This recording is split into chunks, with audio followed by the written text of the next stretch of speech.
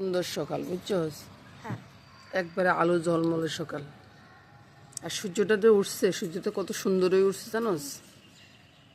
এই যে দেখ, এখানে ওই যে চন্দ্র ইয়ার লেগে দেখাতে পারি না আর কি। এই যে কত সুন্দর সূর্যটা উঠছে, দেখ, দেখতেছস? আমি দেখতে পাচ্ছি না, দেখতে পাচ্ছিস না? আমার চোখে সূর্য চলে আসতেছে। তোমার চোখে সূর্যটা এবার দেখলি? এই যে এই যে সকালের সূর্যটা কত সুন্দর উঠছে, আর পাখিরা উড়ে উড়ে যাচ্ছে, কত সুন্দর লাগতেছে রে ভাই, বুঝছস? তুমি কি করতেছো? খেলতেছি। তুমি খেলতেছো? আচ্ছা, গাছের ফুলের কথা ভাবতেছেন? ফুল ফুটছে ভাই, ওই দিকটা, ওই যে 3টা ফুল ফুটছে। আমি 4টা ফুল ফুটছে, ওই যে নিচে একটা দেখা যাচ্ছে। এই গাছে 3-4টা ফুল হইলে আর কিছু লাগে না। আর এদিকে তো মুরগি ডাকতেছে। হ্যাঁ বলো। কবুতরের খাওয়াটা এখন মামনি দিয়ে দেয়, বুঝছেন? আমার জন্য আর থাকে না। এখানে মনে কেউ মোরগ পালে, দেশি মোরগের ডাক শোনা যাচ্ছে। আকাশটা খুব সুন্দর না আজকে? আকাশটা খুব সুন্দর না ভাই? হ্যাঁ আচ্ছা, ওই যে ওই দিকে দেখা যাচ্ছে কতগুলো কবুতর, ওরা মনে হয় খাওয়ান দেয়। দেখছিস? তুই দেখতে পাচ্ছিস? এই যে কতগুলো কবুতর উঠতেছে। দাদু ভাইটা হাঁটি হাঁটি এদিক থেকে ওদিক যাচ্ছে, আর মা স্যাররা উঠে রাখছে কোথায় দেখ। হ্যাঁ হ্যাঁ, টেবিলে উঠে রাখছে। আমরা এদিক দিয়ে সূর্যটা একটু আর একটু ভালো করে দেখি। হ্যাঁ, সূর্যটা তো ভালো করে দেখি নেই। এই তো এখানে দেখা যাচ্ছে সূর্যটা।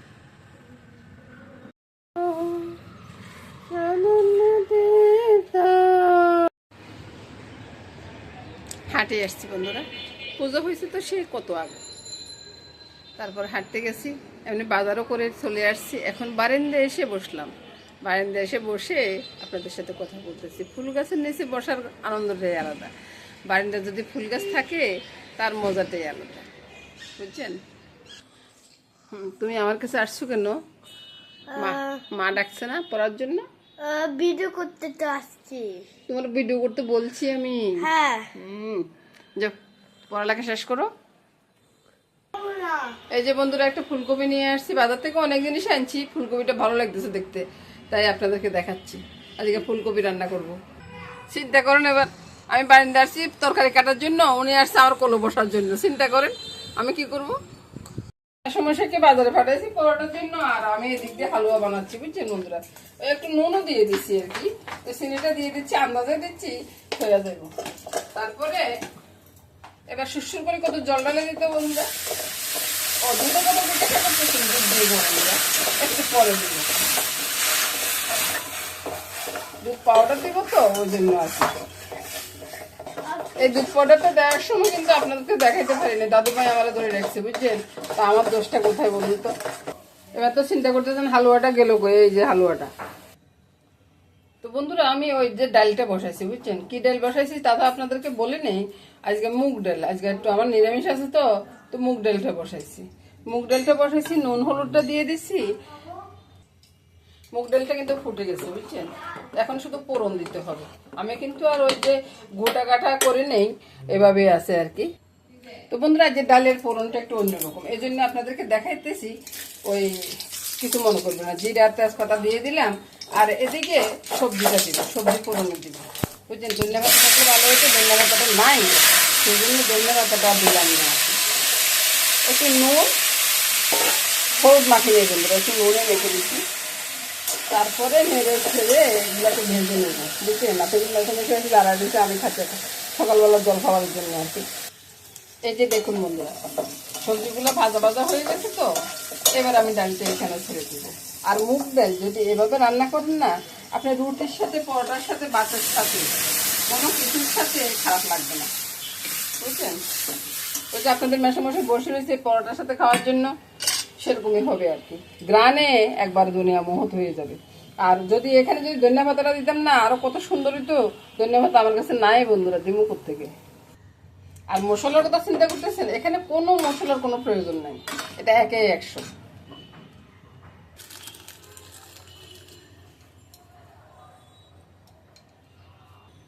এবার দেখলাম তো কত সুন্দর একটা সবজি ডাল রান্না হয়ে গেছে।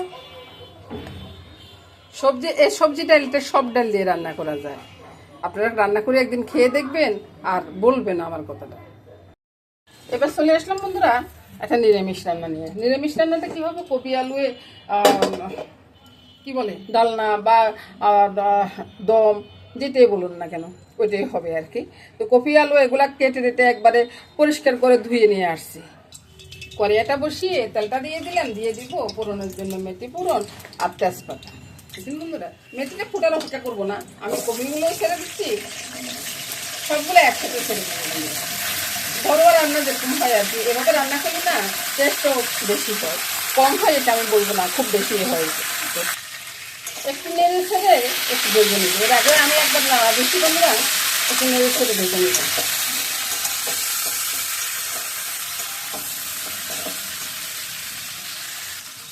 এবার আমি এটার সাথে দিয়ে দিব নুন, হলুদ, লঙ্কা, সামান্য একটু চিনি।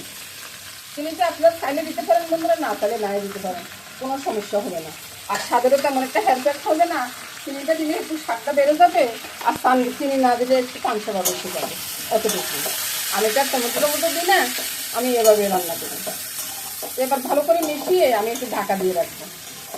আপনারা স্যার এভাবে একদিন রান্না করে খেতে পারেন। আপনারা তো মনে মনে চিন্তা করতেছেন যে না ভাজি রান্না করতেছি কেমন হবে। বন্ধুরা রান্না করে একবার খেয়ে দেখুন, দেখে তারপরে আমাকে বলবেন। এবার আমি ঢাকাটা সরাবো, ঢাকাটা সরিয়ে আমি একটু জিরা ধনিয়ার গুঁড়িটা দিয়ে দিব, দিয়ে আবার ঢাকা দিয়ে রাখবো। এখন কিন্তু নাড়বো না বন্ধুরা। এই যে বন্ধুরা ঢাকাটা দিলাম, আমি জল দেওয়ার সময় তারপর আপনাদেরকে আবার দেখাবো। মামনি একটু নেড়ে ছেড়ে জলটা দিয়ে গেছে বুঝছেন। আমি চিন্তা করতেছি আর একটু জল লাগবে, তাই আমি আর একটু জল দিয়ে দিলাম। এবার দারচিনি এলাচি গুঁড়াটা দিয়ে দিই। আচ্ছা বন্ধুরা, আপনাদেরকে না দেখাই আমি দারচিনি এলাচি গুঁড়াটা দিয়ে দিলাম। এবার নেড়ে ছেড়ে নামিয়ে নেব। এবার দেখুন তো বন্ধুরা রান্না করার পরে কেমন হলো, কত সুন্দর একটা রান্না হয়ে গেল না। অনেকটা তেল ভাসতেছে মনে করতেছেন, কিন্তু তেল কিন্তু কম দিছি। আপনারা দেখিয়ে ওইভাবে রান্না করবেন, রান্না করলে দেখবেন যে তেলটা উপরে বেশি উঠবে আর খেতেও না অসাধারণ লাগে। তেলও কম লাগে, রান্নাও বেশ সুস্বাদু হয় আর কি, সেটাই আমি বলতেছি। বন্ধুরা এদিকে কড়াইটা বসিয়ে দিলাম, কড়াইয়া বসিয়ে আমি একটু তেল দিয়ে দিচ্ছি। কিসের জন্য সেটা বলতেছি। এটা আজকে মাংস রান্না করব, আর আমার তো নিরামিষটা হয়ে গেছে, এবার ওদের জন্য মাংসটা রান্না করবো আর কি। এবার এদিকে দেখুন পেঁয়াজ, রসুন, আদা, একটু কাজু, তারপরে হয়েছে যে কাঁচা লঙ্কা, আর কাজুগুলোকে আমি একটু থেতো করে দিয়েছি বুঝছেন। এবার সামান্য একটু তেল দিয়েছি, তেল ছেড়ে দিয়েছি। আর এগুলা বন্ধুরা আমার মামনি সব রেডি করে রেখেছি। এবার আমি চিকেনটা কেটে নিয়ে আসি। এই তো বন্ধুরা এগুলো ভাজা হয়ে গেছে, এদিকে আমার চিকেনটাও পরিষ্কার করা হয়ে গেছে। এগুলোকে ঠান্ডা করে আমি ব্লেন্ড করে নেব। আর এভাবে ব্লেন্ড করলে না ওই যে আপনার একবার ভালো করে মিশে হয়ে যায় আর কি। আর আমার ব্লেন্ডারের জোরটাও একটু কমে গেছে, তো এই জন্য আমি এভাবে করি। আর বন্ধুরা যে সময় মাংসটা রান্না করেন না, এরকম 2টা লং দিয়ে দেবেন, দেখবেন যে সেন্টটা অসাধারণ আসতেছে পিসের ভিতরে, মানে মশলাগুলো পিসের ভিতরে। এই যে এবার আমার মামনি তেল তেল দিয়ে রান্না করে ফেলতেছে। চিকেনের ভিতরে বন্ধুরা একটু নুন, হলুদ আর একটু লেবু চিপে দিয়ে দিছি। তো বন্ধুরা এবার আমি চিকেনগুলো অনেক সময় বেড়ে দিব বলতেছি, ছেড়ে দিয়ে বলতেছি বন্ধুরা, কি অবস্থা আমার বলুন। তারপরে ঢাকা দিয়ে চুলো রাস্তা কমিয়ে দিব। এটা কি জানি লাগলো। ঢাকাটা সরিয়ে আমি চিকেনগুলোকে একটু নেড়ে ছেড়ে দিচ্ছি, নেড়ে ছেড়ে দিয়ে তারপরে আমি নামিয়ে নিই। সবগুলো চিকেন নামিয়ে নিলাম বন্ধুরা। তো এবার আমি কি করবো, ওই যে পেস্ট করছি মশলাটা এই তেলে ছেড়ে দেবো। এবার তো আমার বন্ধুরা বলবেন এটা কেমন রান্না করতেছি দধি টধি না দিয়ে। তো বন্ধুরা আমি দধি দিব না, আমি একটু দুধের গুঁড়া দিব বুঝছেন। তো এবার একে একে আমি ধনিয়ার গুঁড়াটা দিয়ে দিলাম, দিয়ে দিব জিরার গুঁড়াটা। এবার আমি দিয়ে দিব নুন, হলুদ, লঙ্কাটা। নুন আপনার পরিমাণ দৃষ্টি দিবেন আর কি। সামান্য একটু লঙ্কা দিব, লঙ্কা বেশি দিব না, কাঁচা লঙ্কা দিছি। একটু সামান্য করে একটু চিনি দিব, আপনার চাইলে দিবেন, না চাইলে না দিবেন। তারপরে একটু হলুদ, এটাও সামান্য করে দিলাম, কারণ হলুদের বেশি দরকার নেই। তারপরে একটু নেড়ে ছেড়ে কষিয়ে নেব, একটু ভালো করে কষিয়ে নেব। এটা তেল ছেড়ে আসা অবধি আমি কষিয়ে নেব, তাহলে দেখবেন যে কালারটাও ভীষণ সুন্দর হয়ে যাবে আর খেতেও না অসাধারণ লাগবে। এবার তো আপনারা চিন্তা করতেছেন দুধ পাউডারটা কখন দিব ভাই। দুধ পাউডার সময় হলে আমি নিশ্চয়ই দিয়ে দেবো। ঢাকা দিয়ে রাখলাম, চটকি অন্যদিকে যাচ্ছে। আচ্ছা বন্ধুরা আপনাদেরকে তো আমি বললাম যে দুধের পাউডার দিই, আশা গহনা কর্মে আমার দুধ পাউডারটা শেষ হয়ে গেছে বুঝছেন। আমার মামুনি আর বলে নেই তো এখন আমি কি করব, আমি এখানে গরুর দুধটা দিয়ে দিচ্ছি। আপনারাও চাইলে এরকম করে দিতে পারেন, শেখার কাজ একটা না একটা দিয়ে হয়ে যায় বুঝছেন বন্ধুরা। তো এটা দিয়ে আমি একটু কষিয়ে নেব। তো বন্ধুরা এবার আমি ওই যে জারটা দিয়ে যে জলটা হয় না, ওই জলটা পুরোপুরি দিয়ে দিই। এখানে আমি চিকেনটাও ছেড়ে দিলাম।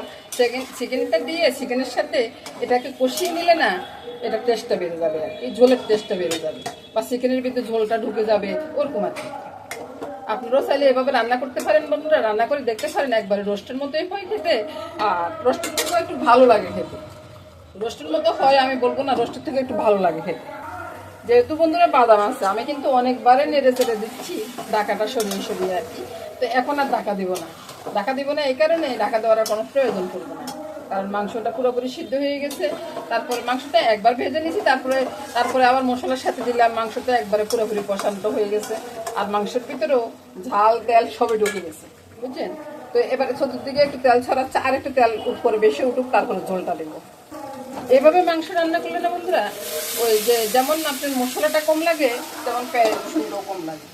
ঝোলের জন্য একটু জল ছেড়ে দিলাম, আর দুধের সাথে আমি দারচিনি এলাচের গুঁড়াটা মিশিয়ে এভাবে ছেড়ে দিলাম। বাস, এবার বলক আসলে আমি নামিয়ে নেব, আর দেরি নেই। এই তো বন্ধুরা রান্নাটা হয়ে গেছে। এবার ঠান্ডা হওয়ার পরে তেলটা বেশি উঠবে বন্ধুরা বুঝছেন। তো এখন তো আর তেলটা বেশি উঠবে না, আর এতক্ষণ পর্যন্ত আমার অপেক্ষা করো হবে না।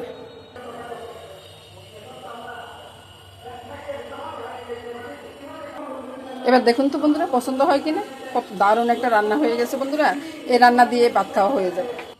এবার দেখুন তো বন্ধুরা, এদিকে চিকেন আছে আর ওইদিকে নিরামিষ দুধের তরকারি আছে। একটা ডাল, একটা হয়েছে যাই কফির ডালনা বলুন বা কফির দম বলুন, যেটাই বলতে পারেন।